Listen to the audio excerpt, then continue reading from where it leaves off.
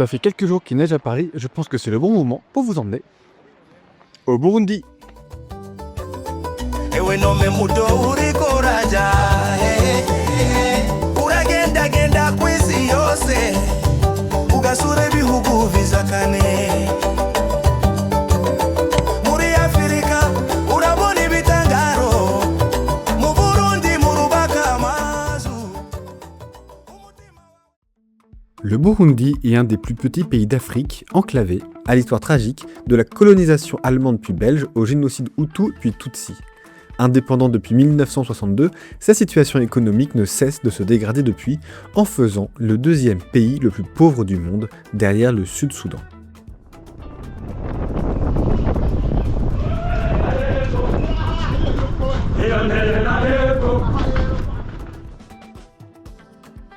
Si en 2019 sa capitale est devenue Gitega, son ancienne capitale reste la plus grande ville du pays, Bujumbura, qui s'épanouit sur les rives du lac Tanganyika.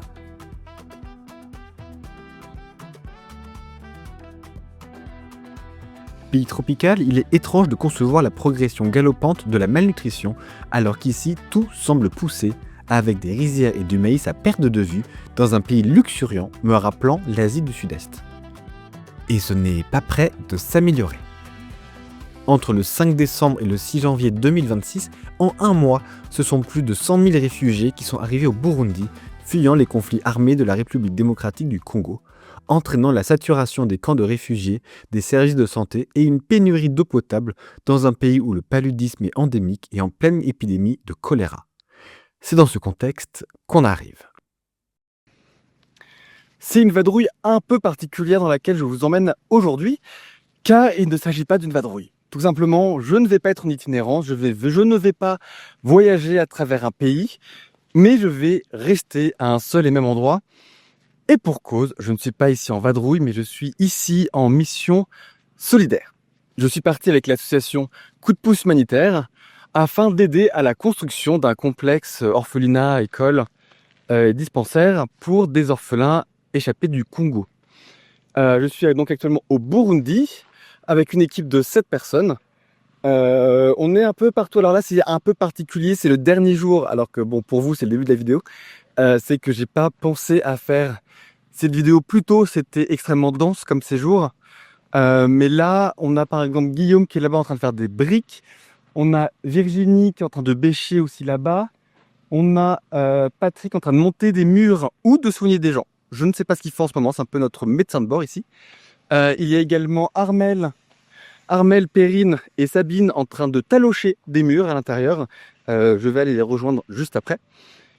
Et donc, nous sommes ici pour aider au maximum. Et je vais donc vous faire partager ces 2 semaines d'entraide. À peine atterri, l'association qui s'occupe du projet sur place, Fraternidad Sin Fronteras, nous emmène au centre d'accueil qui héberge actuellement les orphelins. Et je dois avouer que c'est assez intimidant de comprendre l'importance de cette mission devant toutes ces bouilles. C'est pour eux que nous sommes là.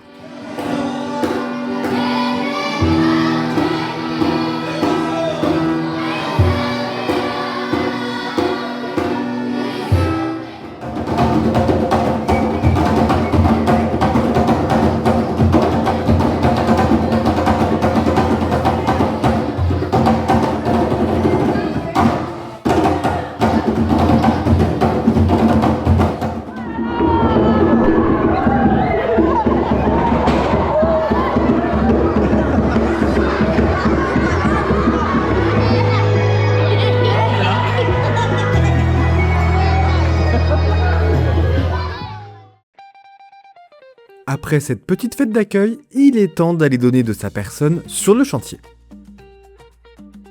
Le projet, c'est une petite trentaine de bâtiments comportant une école avec bibliothèque, un terrain de sport, des cuisines et un réfectoire, un potager, mais surtout des logements pour accueillir plus de 350 enfants réfugiés de la RDC de 0 à 16 ans.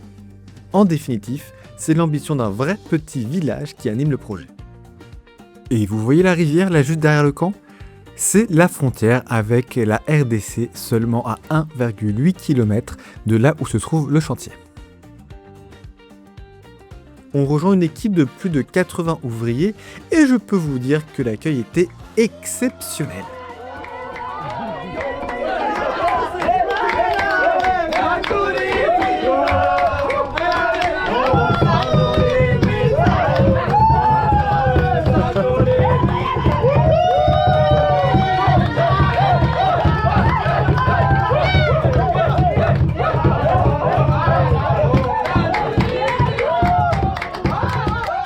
Et s'il y en a quelques-uns qui parlent français, on a surtout essayé d'apprendre quelques mots en kirundi et ça les a bien fait rire.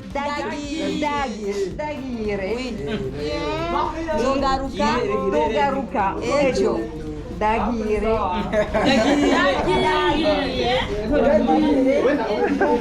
Dogaruka, ejo.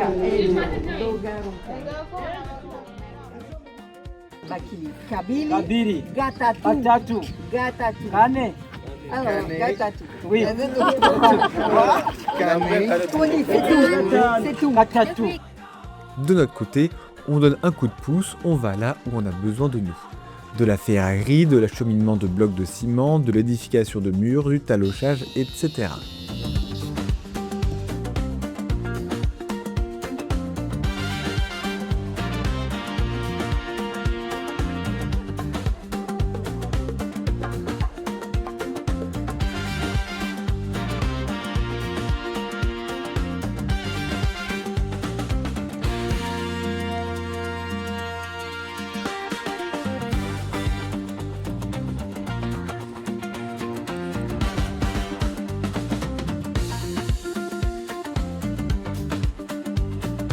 Et partout, des enfants, ceux des ouvriers et du village voisin, qui viennent nous tenir compagnie.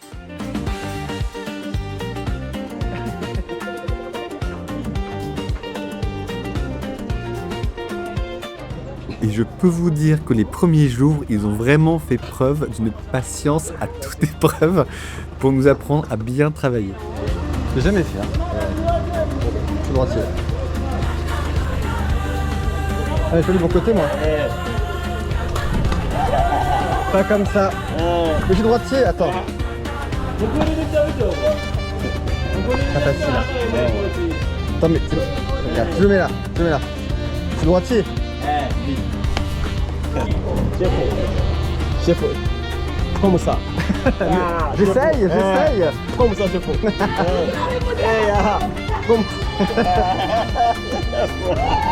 T'es trop fort.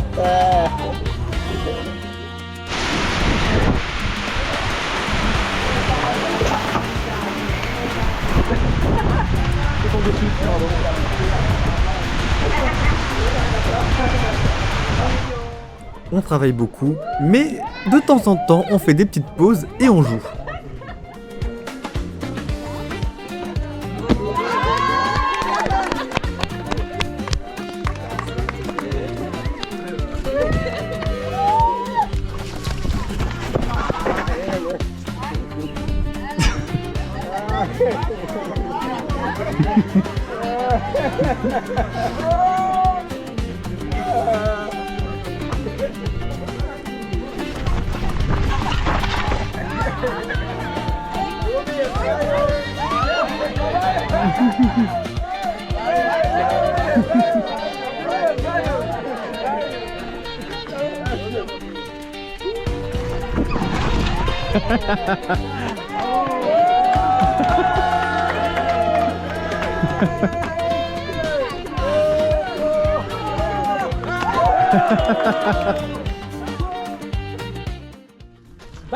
Vai. Ejo makita ondo. Ejo.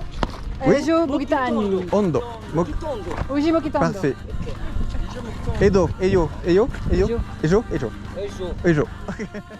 Et en un claquement de doigts, la première semaine est terminée. Le week-end, on est de repos, mais on ne se repose pas pour autant. On en profite pour vadrouiller un peu. Direction Teza et le parc national de Kiriba, classé à l'UNESCO.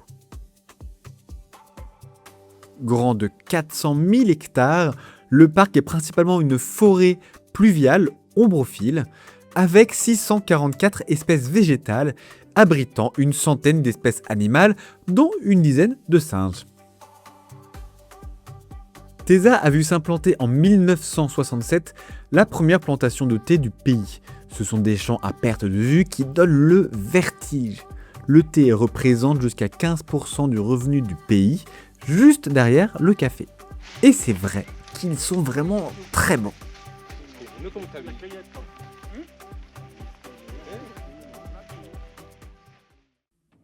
De retour à Bujumbura, je vous présente les tambourinades qui ont gagné le concours national.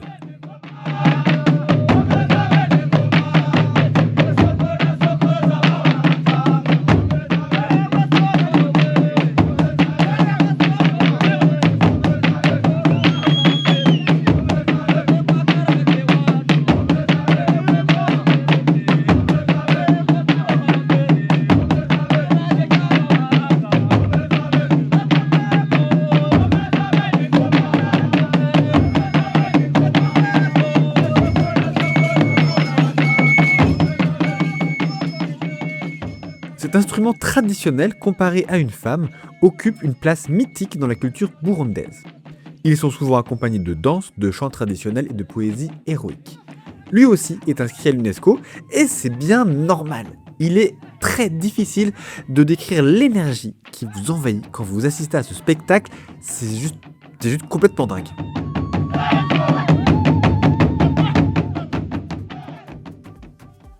On dévalise aussi les marchés artisanaux, on négocie des tissus, on goûte de l'alcool de banane. Allez, on essaye. C'est toi, Charlie, moi. Non, c'est pas mal en vrai. J'aurais dit, je sais pas si j'ai envie de dire qu'il y a de la banane dedans. Et c'est déjà le moment de se remettre au travail.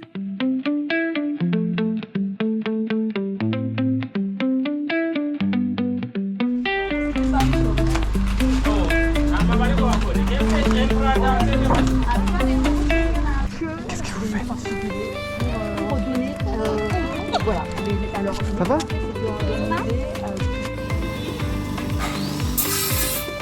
Pour cette deuxième semaine, fini les allers-retours vers Bujumbura, on dormira directement sur le chantier dans le premier bâtiment terminé. Les conditions sont rudimentaires, mais j'ai connu bien pire. 1, 2, 3, 10. Et dormir sur place nous donne l'occasion de voir les premiers essais du terrain de foot, et je ne comprends pas comment après une journée sous le chantier, ils ont encore l'énergie de faire ça.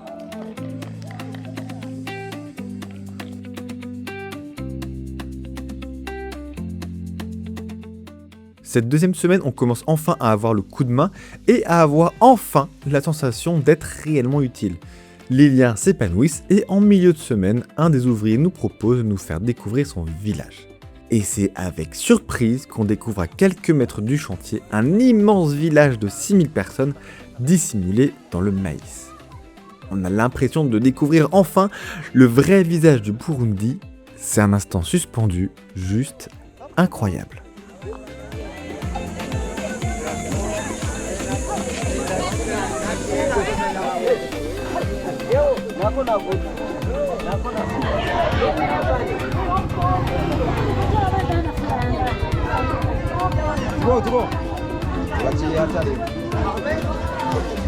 Oui.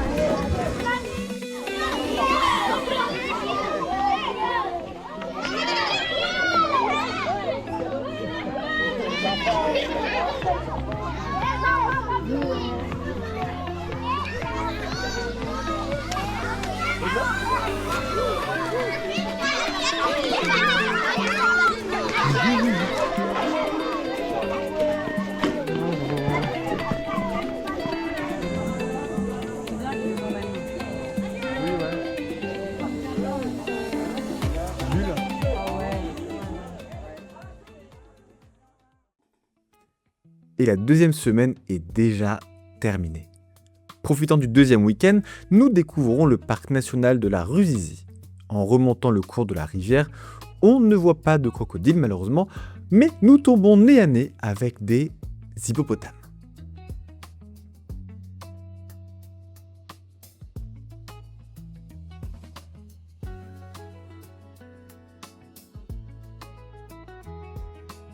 En continuant jusqu'au lac Tanganyika, on découvre cette merveille de la nature. Les eaux de la rivière Ruzizi, rouges, salées et sédimentaires, ne se mélangent pas aux eaux bleues, douces et stratifiées du lac Tanganyika. La rivière descend et continue de couler au fond du lac.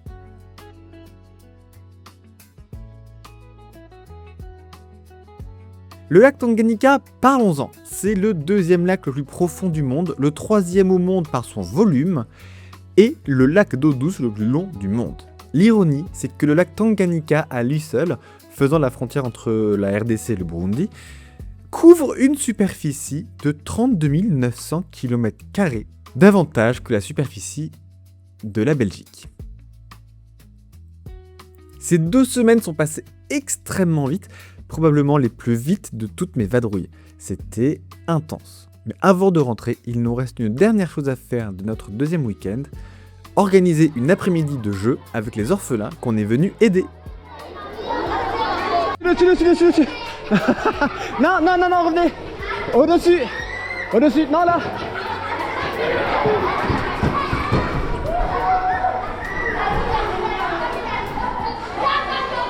Presque. Oui, vas-y, 3 tours. Vas-y, fonce.